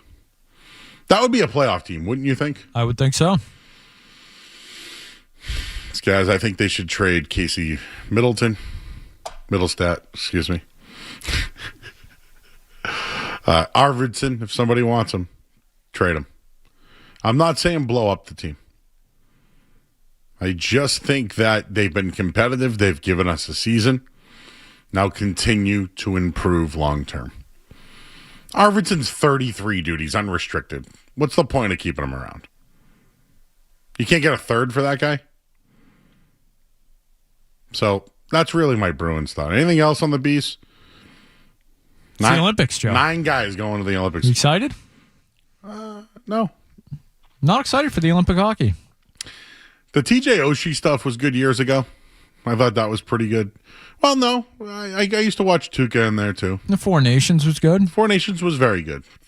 And a root for the Kachucks, Joe. Maybe I need some Olympic stuff in my life. Maybe I need some good old competition again. Right? Like the football season got me all the way here. Because it was a couple days left, Joe. It was a fairy tale run. Certainly a fairy tale for the Jeremy Conley, that's for sure. Oh, Jeremy. I asked him, I go, hey, what do you want to eat on Sunday? He goes, we're ordering. Whatever it is, we're ordering. 5:30, I was told. 5:30. Yeah, and I go, what if I brought something? Tell me, because we're ordering. So I could bring whatever I wanted. I could bring Dom steak tips, Kowloon, whatever. That dude's ordering something he wants on Sunday. He deserves it. No, he does. He also sent a contribution to the show tonight that we'll get to, an in or out, possibly. Really? Something I put in Slack earlier today. Olympic related. I must have missed it. It's a doozy. All right, well, we got in or out coming up next, and then the Green Teamers will be here. But Jay is in the car. He's got a thought. What's up, Jay? Hey, how you doing? How you doing? I'm doing okay. I'm all right. So I have a couple things going on, but the first thing I wanted to ask you is, it's a food thought. We'll talk about the Super Bowl. All right, Jay, what you got? You're a wings guy. Love wings. You're a wings guy, okay? Mm-hmm. I love wings.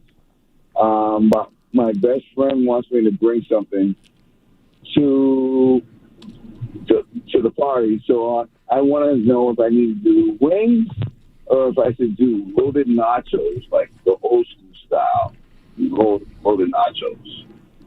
Well, Skaz, I believe we have a social coming out on that. Is that correct?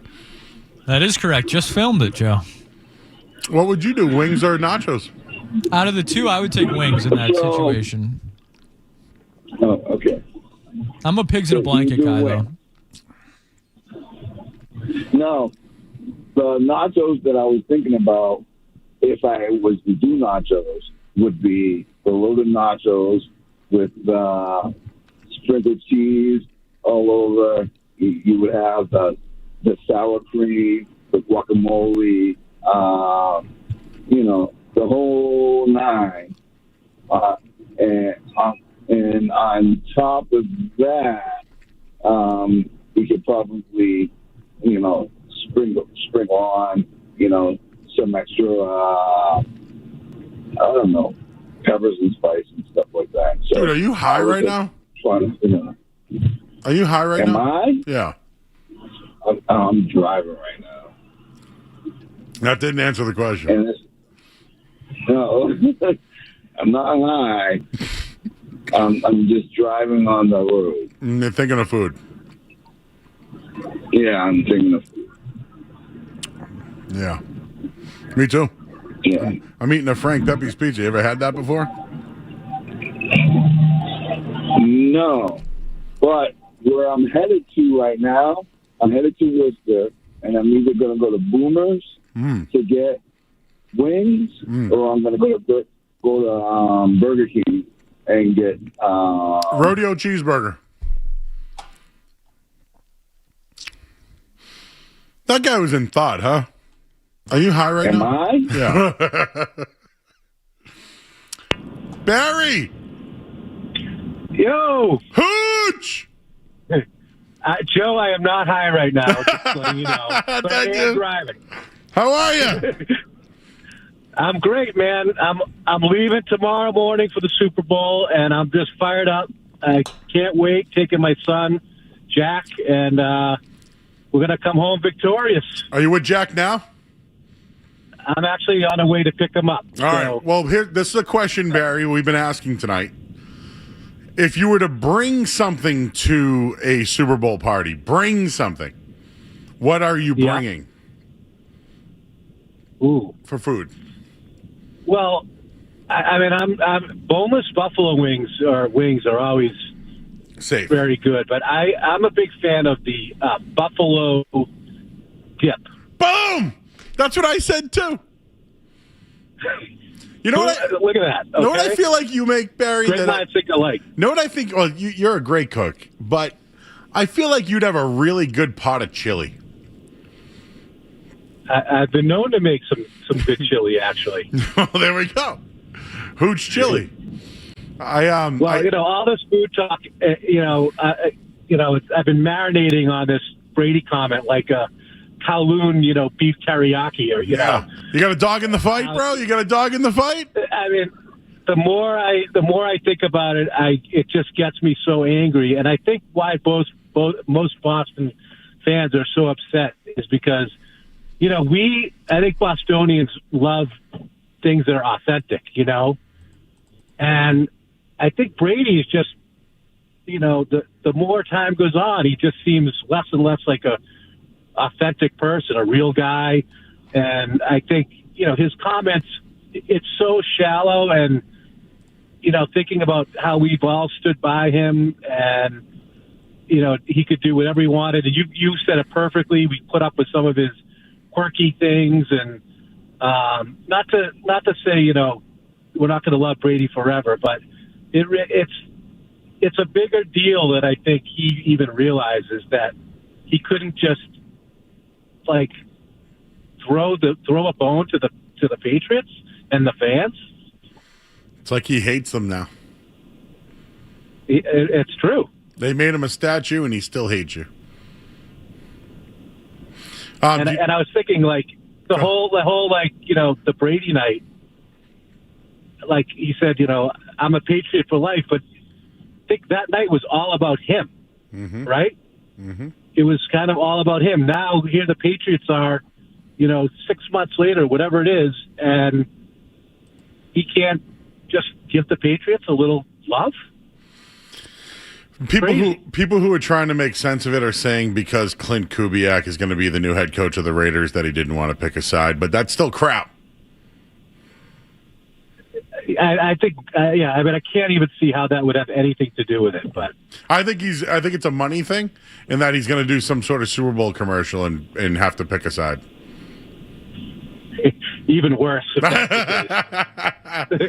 right, Hooch, so you're leaving tomorrow? But anyway, man, I'm fired up. I'll keep you abreast of what's going on in San Francisco and Palo Alto, and we're going to definitely hit some good food spots. You know that. Oh, yeah. Well, to ask Jack the same question, if he's going to a party, what's he bringing? Because he's a big food guy, too.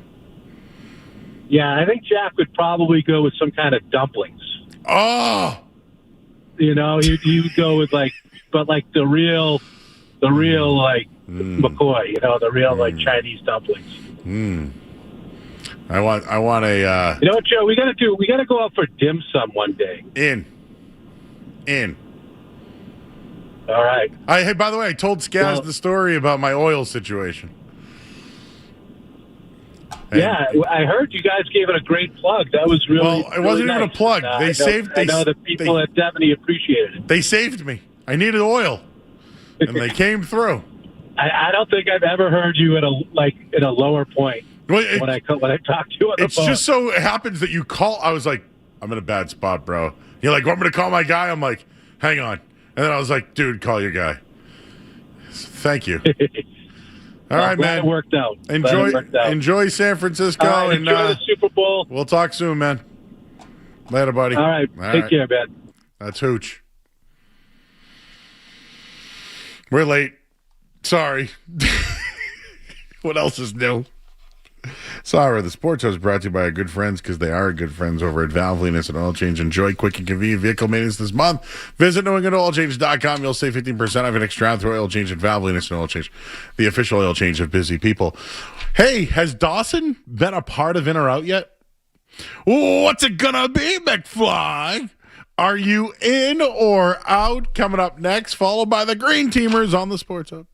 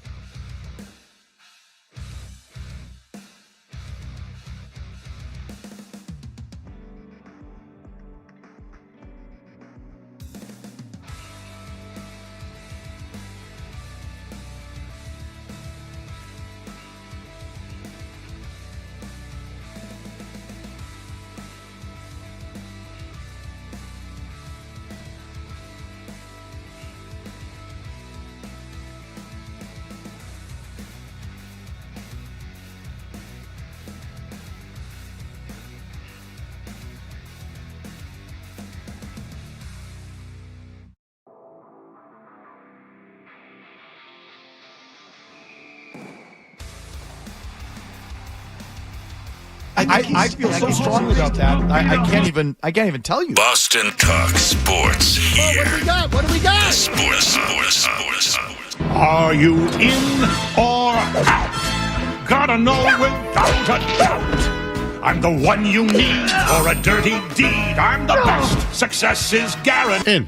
In. Easy in. In with me, I have the Green Teamers with me. Hello. That's Jake Seymour. Hello. That's James Scaramazino, but we call him Scaz. Flows better. Big no C. Offense, Scaz. Big C. Yeah, you're just Jake. There's no other Jake. Yeah, Jake. There's a lot of Jakes. Not here.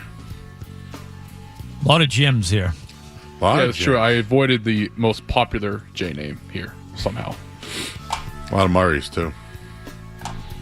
You know, we had a caller who called in, I think it was maybe Friday, and asking if you were related to Jim. Hey, people think we're related. We are not. No, I know that. But the caller did not. We had to clarify it. Do we look alike? Not at all. I love Besides having a beard, they're not really... And tall. He's taller than me. I'm 6'3", he's 6'4". Yeah, but you guys are both tall. Yeah, we're tall. All right. Well, we have a tall task tonight. What do we got for in or outs, guys? All right, we're going to do a little Super Bowl 60 in or out edition. Just Super Bowl in general, but some of these will be related to the game on Sunday. These ones we'll start with being examples, some food items that will be served at the Super Bowl. Gentlemen, are we in or out on the Super Bowl 60 hamburger? It is a fall-off-the-bone braised bone-in beef shank, roasted mirepoix, demi-glaze, and Point Reyes blue cheese fondue on a house-baked brioche bun. Are we in or out? I can't eat that at the Super Bowl. Out. Yeah, out. That's got too much grease, man. Yeah, too much. It's got bathroom written all over it. Out. All right. I don't know if you know the story, but I can only eat things depending on where I'm at. You need to know where the nearest restroom is. Yeah. If I ate a Mongolian beef sandwich, whatever you just called that, I need to go to the bathroom after. Maybe if you were in a suite. What if you were hosting? The suite in. Suite's got a wonderful bathroom. You ever seen those? Yes, Wonderful. I have. Yeah, it's nice, private, secluded. That's right. Then I would eat that. Does that change if you're hosting the party? I don't poop when I host. Put that on a sticker. Yeah, but if I have to take a dump at my house while I'm hosting people. I think the better answer is that you don't. I'm out. You don't have that because you're not going to have it for your guests because then they're going to have to use the bathroom at your house. Yes, and that's another thing. You got a secondary bathroom, though, Joe. You got an upstairs. I do have a secondary bathroom which is dedicated to that. But I don't want to make people deuce at my house. Out. I hope you're not making anyone do that. I don't want to. I'm not making any deuce. All right. From the hamburger to the Gilroy garlic steak frites, a seared California hanger steak sliced and served atop some frites with a word I don't know, sauce, garlic from Gilroy, and pink peppercorns. Gentlemen, are we in or out on garlic steak frites? So chopped steak with garlic on top of fries. In. I'm in on that. Come on. Yeah. Oh, it's easy in. In. Yeah, in. Sure. All right. And finally, we'll head to the dessert situation inside the stadium. It is the Fog City Frozen Irish Coffee. Out. It is Irish whiskey with vanilla bean ice cream and cold brew, topped with an ice cream cookie sandwich. Out. I might be in on this. Yeah, but another thing that you're going to eat where you have to know where to go to the bathroom. Coffee, whiskey, and ice cream at a football game? That's got deuce written all over it. Come on. Hey, we didn't do the Steph Diggs poop story the other night, huh? Did I miss this? He's late for practice. Oh, yeah. He's regular, Joe. He's regular. Yeah. I'm not going to fault a man for being regular. Did you know the story? I did. I read Andrew Callahan's article on it. He had a great lead, which I appreciated. Because you're a writer. I'm a writer, yeah. So I appreciate that. Big J. He said even the kicker or the kicking line, and it was even wide receiver number 1 has to go number 2, which I was like, that was good. I appreciated that. You know, I'm going to tell him that. I love that. All right, gentlemen, are we in or out on deviled eggs at a Super Bowl party? Out. Out on deviled eggs, period? No, at a Super Bowl party. What's wrong with them being at a Super Bowl party? I don't know. People love them on Christmas Eve. I like deviled eggs. I'm never going to say no to them. Would you do it at a Super Bowl party? It feels a little late in the day for deviled eggs. I will say that's that. a fair take. I will say that. Now, eggs out too? Like, I just left out? Well, someone's got to be in charge of them. You can't just have rogue deviled eggs out there. Certainly not. That's a bathroom situation. You got to be accounted for. Yes. Maybe the time of day I would lean out, but as a man who likes deviled eggs, they're fine. I might be out on this, but I do enjoy some deviled eggs. All right. I like deviled eggs. I just don't want them at a game or a party. All right, gentlemen. This one, not really an in or out, more of an open-ended question. Joe Murray, you're working a lot of these Super Bowls, but I'm guessing you've hosted Super Bowl parties in the past. What is the halftime and commercial etiquette for the Super Bowl? Shut up. I'm someone who likes to watch the commercials if they're decent. If it's another credit card, whatever. But what is do you set ground rules? Is it kind of just, hey, it's a party, everyone can do whatever they want? How does it go at the Joe Murray Super Bowl party? People can do whatever they want, but I would like you to shut up when the music's on. But like you can sing along or hey, look at that. But I want to enjoy it. Like, listen. I can already tell when I say this has no political meaning whatsoever. I love Bad Bunny. I also love Bad Bunny. So I loved Bad Bunny before you even knew who he was to hate Bad Bunny. Good take. We listened to a lot of Bad Bunny when I was in Aruba this summer. I like the music. Yeah. I don't care about anyone's political opinion whatsoever. So shut up. 617. No. I'm kidding. Don't do it. Please don't. Don't do it. I like Bad Bunny. I'm not going to understand a word that he says, and I'm going to enjoy the hell out of it. So I'm out on the etiquette. The etiquette is let me enjoy the music or go do whatever you want to do and go or get out of my way. I'm personally out on halftime shows. That's the time to get to the bathroom, reset. Maybe you go fill up the plate again, refresh the appetizers. You weren't around in 2001, were you? I was definitely not. Janet. Yeah. I did hear. I know the story. Yes. Well, 2001 was actually it was 2002, but Beautiful Day U2 was something. That's your go-to, not Prince or Michael Jackson? No, because that was the 9/11 year. Okay. They had all the names of the people. It was more than that. It was way more than that. Janet was the first one I remember. Janet had the little she said hello. The slip. Good old slip. I think the first one I remember the wardrobe malfunction. Yes. Was it Katy Perry? Oh, Left Shark. Wasn't she like riding on some like tiger or something? I think so. Yeah. When the Patriots were down 28-3 or whatever game that was, and Lady Gaga popped out of the screen, I hate watch that. And I love Lady Gaga. I love Lady Gaga. No, yeah. I love Lady Gaga, and I hate watch that thing. Pink out, see ya. I'll be ripping a J at halftime. That's what there you go. See, that's what I'm telling you. Yeah, take a step out on the back deck, let the dogs out. Well, I don't. I'll watch Bad Bunny. In 2007, we rolled the victory blunt. Oof, Joe. Oh, you jinxed it. Joe. I didn't jinx it. Joe. Yeah, you did. You just was at a party. Victory blunt. I was at a party. We still smoked the victory blunt, but it doesn't matter. It was a sad one. You already rolled it, I guess. You can't let it go to waste. It's going to be my first radio show ever the next day. All right, gentlemen, we will head to the Jeremy Conley portion of In or Out tonight. It has to do with the Olympics. Yes. This from The Athletic and from a German publication called Bild was the first place this was reported. Reports have surfaced before the Winter Olympics that ski jumpers are injecting their penises with hyaluronic acid to fly further. We'll start here, gentlemen. Are we in or out on injecting anything into our penis? Depends. What? It depends. Depends? Are you serious? It depends? Out on this entirely. What do you mean it depends? I don't even know if I want to hear your answer on this. What is it they're injecting in there? Hyaluronic acid, Joe. What is that? This from the New York Times says, hold on, let me get it here. There is science behind the allegations. Injecting the penis with acid would increase its size and give the ski jumpers bigger genitalia at the point in which their suits are measured by 3D scanners as they cross the finish line. Temporarily enhanced measurements would theoretically mean athletes being given a bigger, looser suit and they would sail catching wind because of the kickstand, if that's what you want to call it, Joe, could allow them to make longer jumps. Research from the scientific journal Frontiers, published last October, said that a 2-centimeter change in a suit represented an extra 5.8 meters in the length of a jump. So there is actual scientific-backed evidence that you inject the penis, you get better results. Would inject their penis? Okay. No, stop. You just said depends. Yeah, so Joe, we need to hear the answer. Who are you to question their methods? I mean, does it really work?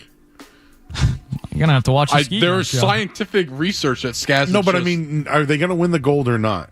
No, they've now gotten caught. So there's going to be an investigation. 18-month bans were handed out to 2 disgraced coaches, and an equipment manager of Norway's team was also What about in your reprimanded. butt? Can you do it in your butt? I don't know if Well, it's gonna BBL's be behind you, so there's no advantage there. I don't think so. It's a backdraft, Joe. Maybe if someone was behind you, but well, I mean, a tandem ski jump maybe caught the wind for you. But other than that, I don't think so. Just real quick. Okay, we're out. We're all out. I am out. I don't know if you're out. I don't know either. This is why I have to ask. That's the problem, Joe. I don't want to inject any. I don't want anything going through there. Through, out. But I need to know, like, what could go through there.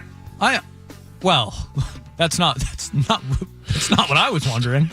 Yeah, that was not the. I don't want a Q-tip in there, Joe. This wasn't the question. I don't want. My question, Joe, was 1, who's doing the investigation? Oh, yeah. And 2, who's doing the injections? Those are the 2 questions I had from the article. Can I pose a third question? Please, Jake, please. How did they find this out? Do they just wow, that was looking big It reminds me of the people who threw the sex toys on the field at a football game. Oh, yeah. How do they get patted down before a game?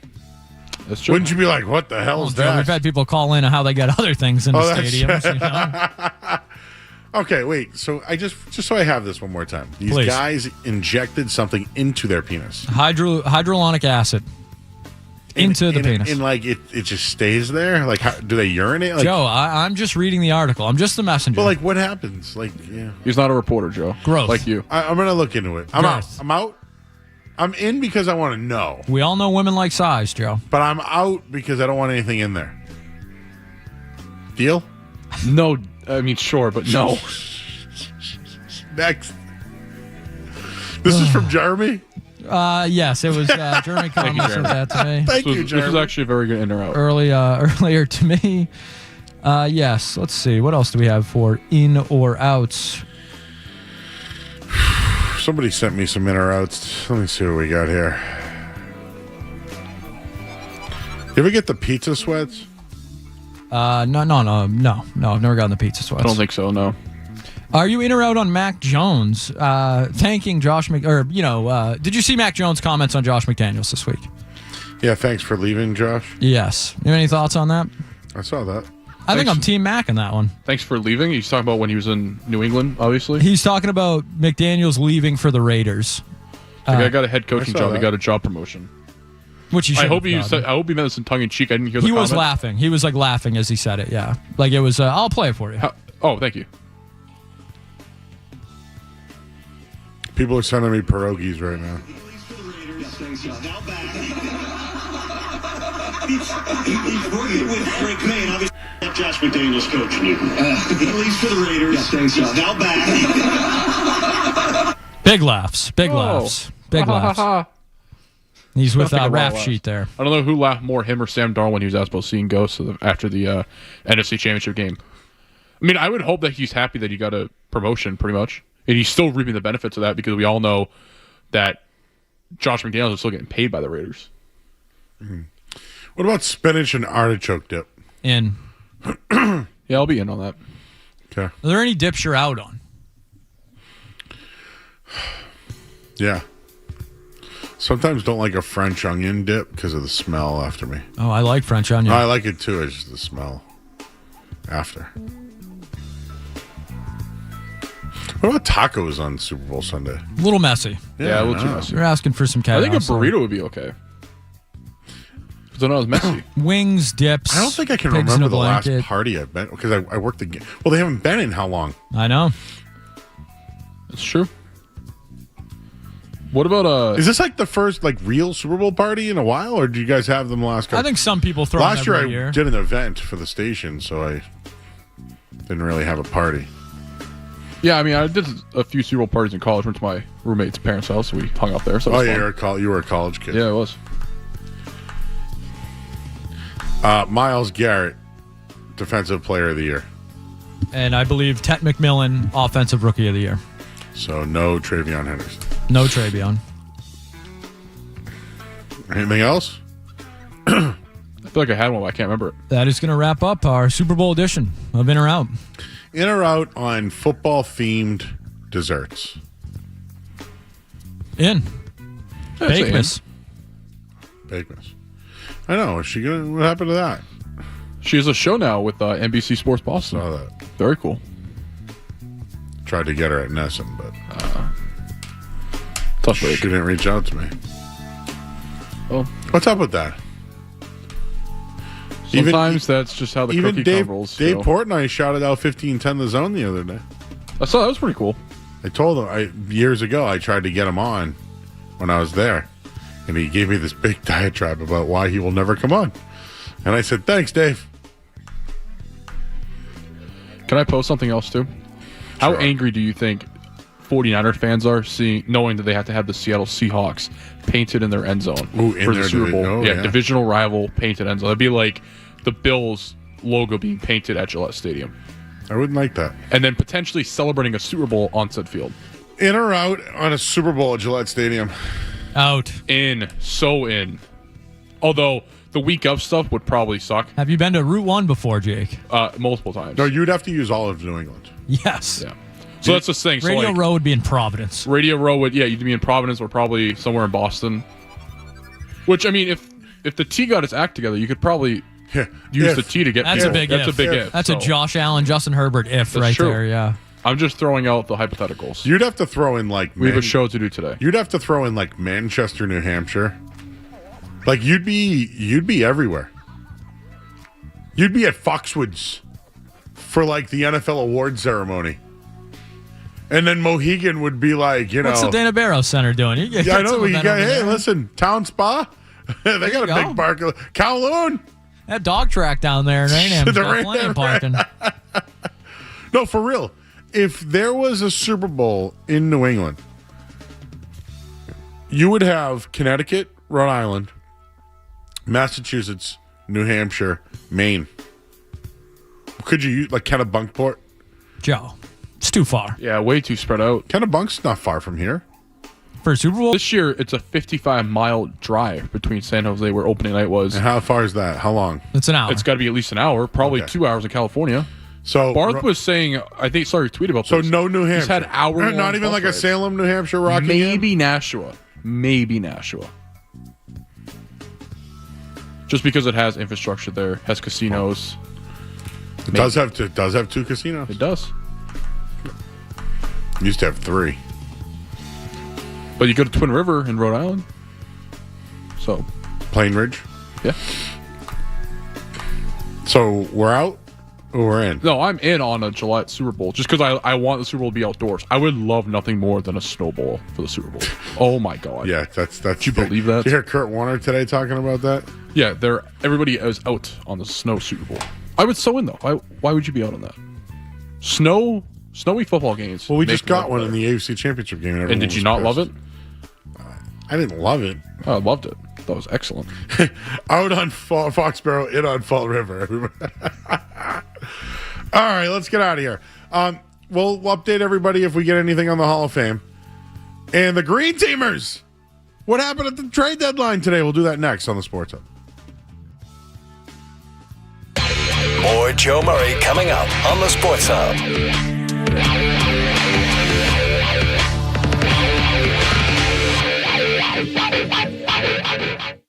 Skip the...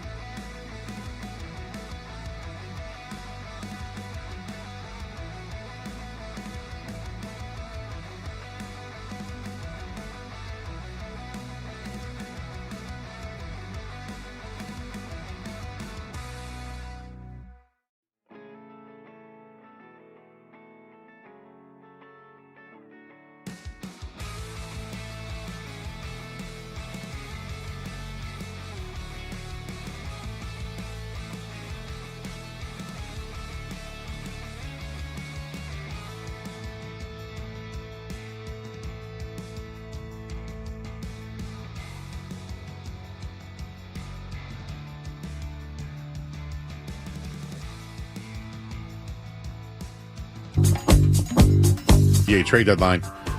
We do have the NFL honors on comeback player of the year, not Stephon Diggs. Christian McCaffrey. Really? Yeah, who's that? Too Short. What was this song again? I can't remember that. I don't know. Anyways. It's Puka. He's Puka. dancing. He's down. Yeah. He's getting wow, down. He's getting after it. I was just dancing. Puka Nakua was into it. May I just give my take and then you guys can take over? I am happy that the Celtics are under the luxury tax.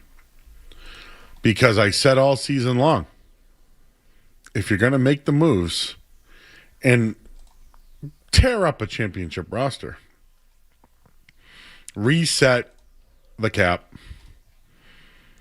they did it. And guess what? They're still competitive. So that's my take. I just, for good radio, if you heard Stephen A. and Felger today, I heard it on my way in. Felger thinks the Celtics threw away their season today for money.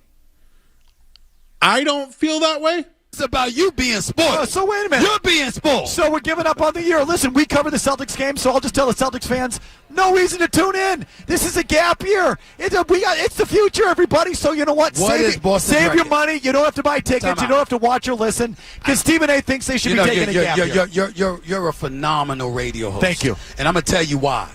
Because the stuff that you just said is absolute drivel, but you got them believing that this is legitimate stuff. The Boston Celtics are 11 or 12 games over 500. And they just gave up on the season. Hold on. 15, actually. How? 33 and 18. Listen, what I'm saying to you, 33 and 18. I'm sorry. 33 and 18. What I'm saying to you is this. They're 15 games over 500. How are you giving up on the season? How come they can't be? We think we could take the East the way we are. Why? How? Well, how do you not know that that's not what they're thinking? Because they sold. They sold to get under the luxury tax. Because you have to think about the future. You'd be knocking them if it's they just didn't money. do it. And then it's just money. Summer, I can't have that conversation. I can't have that conversation. Well, we know that. I can't have it. It's just. So I'm the one who hated everything that they did. And I'm happy. So, Green Teamers, tell us the right side of this one, what they did today, and how it helps the future. Yeah, I'd like to thank Stephen A. Smith for saying that was all drivel. I think that's putting it nicely, what Mike was saying there. Joe, who did the Celtics get rid of? Anthony Simons? Yes. Chris Boucher? Yes. Xavier Tillman? Yeah, and let's not forget our other buddy there, Josh Minot. Why not Minot? Those guys impact NBA players. I'll give you Simons. He's an impact NBA player, but he's a bench player, right? He's an impact roster player. He's a bench player. Yep. Always has been. He's 26. He's a scorer. The Celtics have scorers. They got rid of Anthony Simons, and they got Nikola Vucevic, a center. What was the Celtics' biggest need? Bigs. A big man. So the Celtics were able to get under the luxury tax. And look, I don't care about Bill Chisholm saving money. I don't. Me either. So this has nothing to do with him this has nothing to saving do with money. Exactly. This has everything to do with the new CBA, which I'm sure our listeners who are mad about this and Mike Felger have no idea how it actually works because he doesn't watch or care about the NBA. So I would start there. The new CBA, you have to work around it. Look at what's happened to the Warriors. Okay, there are plenty of other examples of this. Look at what Sam Presti does every trade deadline. He's sending away picks to bring in guys on rookie deals and stuff like that, so he can stay ahead of it. So the Celtics got under the tax, right? That's good. They also didn't have to trade Peyton Pritchard, Sam Hauser, Derek White, Jaylen Brown, Jason Tatum, Neemias Queta, their actual core roster players. Did they lose any of them this deadline? The only guy they kept was Garza, and it's worked. Yes, and Luka Garza's been pretty decent. So third center, he's going to look pretty good. I consider Brad Stevens and Mike Zarin to be pretty good at their jobs. Some would say great. Even Dan Lifshatz, of all people, who hates everything that's ever existed under the sun, likes Brad Stevens and is a big fan of what Brad Stevens does. Even Dan Lifshatz said, I don't love what they did at the deadline, but I get it. So if you want to give me that, you don't love it, but you understand it, fine. Where Mike is coming from is just a place of ignorance. He has no idea what the Celtics are actually doing, and he doesn't care, so I respect that. He's just riling you up. Good. That's his job. Back to the Celtics. They were able to get under the tax and keep their core roster. Now they created a $27 million TPE. Good. That's a good thing. That they can use over a year. That they can use over the next year. So now they have Jason Tatum, Jaylen Brown, Derek White, and they have roster flexibility, something they didn't have before. And draft picks. I was a believer that they were never title contenders this season. They're still not. And they never were. Mike Felger trying to convince you that he thinks the Celtics were title contenders this year, blow it up your ass, Mike. You never thought that. Like, you didn't. You never thought that. You don't think it. You never thought it once. You don't think it now. Don't act like you did. They weren't title contenders. The East stinks. The NBA stinks this year. The winner's going to come out of the West. That's what's going to happen. The Celtics this year have set it up so that they can go out in the offseason and make legitimate moves to get closer to being a title contender. The Celtics are closer to being a title contender today than they were 2 years ago. That's what I care about. So we know you can inject things inside you, but you can also blow it right out your ass. Yeah, take a needle and stick it right up your ass. You should save that one. That made me move out of my chair. Oh, Jimmy plays that tomorrow for Felger. So, Jake, can you explain to me now resetting the roster and resetting the salary cap, excuse me, what benefits does that bring a franchise? So, with the new CBA deal, there's tax implications that come into play. Certain things you can and can't do in terms of the roster, building, how aggressive and who you can get on the buyout market. But can I just wager this for this season? When was the last time there was an impact player in the NBA who was picked up on the buyout market? Jimmy Stewart posed this question, and I could think of only one player. Like for a team? Yeah, a team that picked up a buyout player who made an impact in the postseason. Can you guys you guys can't think of one because it's a highly overrated portion of the season. The only player who I could think of was Boris Diaw with San Antonio in 2012. Marquise Morris was an ad by the Lakers in 2020. He was okay on that title run. Reggie Jackson was good for the Clippers in those COVID year. They added him, but no, it's not something that often you get a good player. I think Boris Diaw was the most important one, and we're talking 14 years ago. Yeah, 2012, and he started a finals game. Was important for Chris that team. Paul, Lonzo Ball, right? They're not going to be impact guys. Yeah, all those guys. Well, maybe. I mean, I'm not going to write any of them off because maybe they actually have a better output than what is actually perceived to be at the outset of them. By the way, we have breaking news. You want to hit it? This is Breaking Sports News, powered by Valvoline Instant Oil Change on 98.5 The Sports Hub. All right, Adam Schefter reporting that Mike Vrabel has won the AP Coaches of the Year award. Mike Vrabel, NFL Coach of the Year. Mike Vrabel, there it is right there on our television screen. Mike Vrabel has won Coach of the Year. He's got an NFL award. He's happy. Deserves it. Only other guy I probably had was Ben Johnson. And who's the other guy? Liam Cohen. But no, listen, not being homers, Mike Vrabel did the best job in the NFL this year. Sure. He's also heavily benefited from his quarterback play, but who hasn't? He was also a head coach before, which I don't hold against him, but Liam Cohen and Ben Johnson were not. So if you wanted to give them the feather in the cap for first-year coaches, if Liam Cohen won the award and not Vrabel, I wouldn't have batted him. Yeah, exactly. Ben Johnson, same thing. But congrats to Vrabel. Well-deserved. Very much so. All right, and we're still waiting on Vinatieri. Back to the Celtics. They made the trades. They got under the tax. They can now do things they couldn't do because they were taxed. But do they have to go another year of not paying a tax?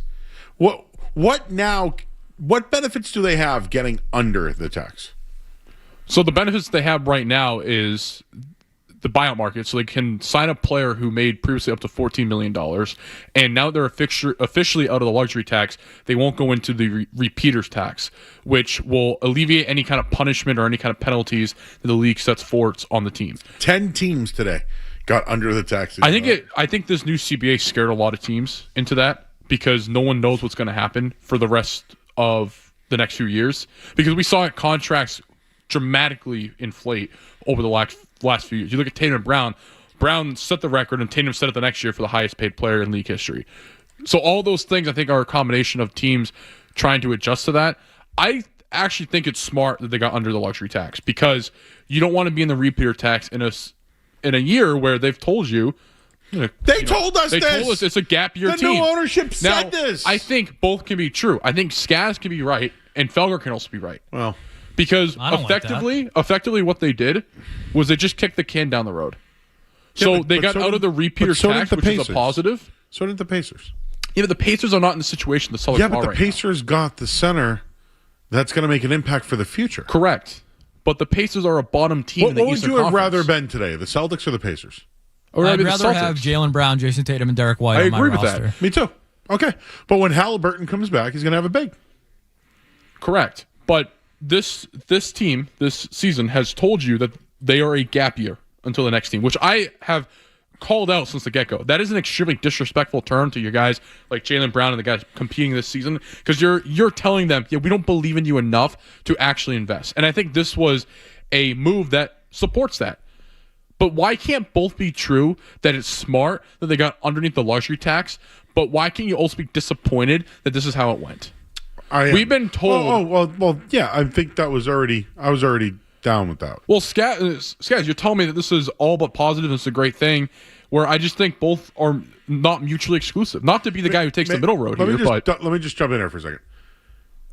I think, I don't know if we're talking about the same thing or different things, but I hated what they did with new ownership. I hated it. I know you did. We talked about this And then extensively. the roster I thought sucked.